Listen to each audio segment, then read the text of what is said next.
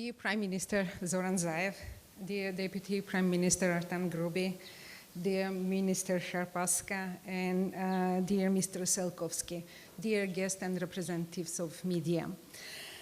Disability is a multidimensional development and human rights issue. And persons with disabilities are one of the largest minority group in the world, estimated around 15% of the world population. Почитуван премиер Заев, почитуван заменик премиер господин Артен Груби, почитувана министерка Шахпаска, почитуван председател на Националниот сојуз на слепи господин Селковски, почитувани гости, представници на медиумите. Попреченоста е една повеќе демисионална состојба која што погодува, речиси, 15% од сите граѓани во светот. Тоа е, лицата со попреченост е една од најголемите малцински групи во светот. Embracing disabilities as part of human diversity and humanity for all, and helping societies to restructure policies, practices, and attitudes, as well as dismantling social and economic barriers that prevent the full participation of persons with disabilities, are really critical to inclusive development. Прифаќањето на попреченоста и градење на политики, практики, ставови за да се овозможни целосно учество на и вклучување, инклузија на лицата со попреченост е навистина од суштинска важност за развивање на едно правично општество. That is why it is my great pleasure and honor to be here today when we are announcing the launch of digital tool that will hopefully help those living with visual impairments in North Macedonia, not only to overcome such obstacles, but also to live more complete and fulfilling life by accessing information in their native language. Затоа ми е голема чест и задоволство што денеска го најавуваме пуштањето во употреба на една дигитална алатка, што се надевам дека ќе им помогне на лицата со оштеден вид во Северна Македонија, не само да ги надминат оваквите пречки, туку и да водат по-целосен и поисполнет живот, така што ќе имаат пристап до информации на својот мајчин јазик. Few months ago, led by Minister Sharpaska, we initiated the program focusing on persons with visual impairment in the country by putting in place practices and policies that promote access to information, communication, learning, and employment using modern tools and technologies.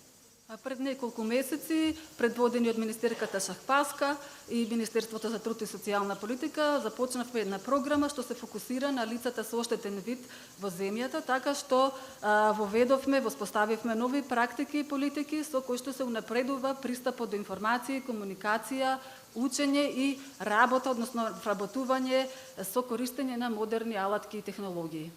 The first ever Macedonian language audio reader named Kiko is a key part of that program, and I'm very proud to say that after months of development, Kiko is here. For the first time in the country, people with visual impairments will have access to modern, user-friendly, functional, and accessible text-to-speech platform in Macedonian language. Првиот аудиочитач на македонски јазик, кој што се нарекува Кико, е клучен дел од таа програма и затоа сум горда што по неколку месецна работа Кико е конечно тука со нас. За прв пат во земјата луѓето со оштетен вид ќе имаат пристап до модерна, едноставна, функционална и пристапна платформа за конвертирање на текст во говор на македонски јазик. Deliver wide range of text-to-speech applications and services, such as email, music player, navigation, audiobooks, and many more. As colleagues already mentioned, we are working now currently on an Albanian language reader, and very soon we will present that to the public.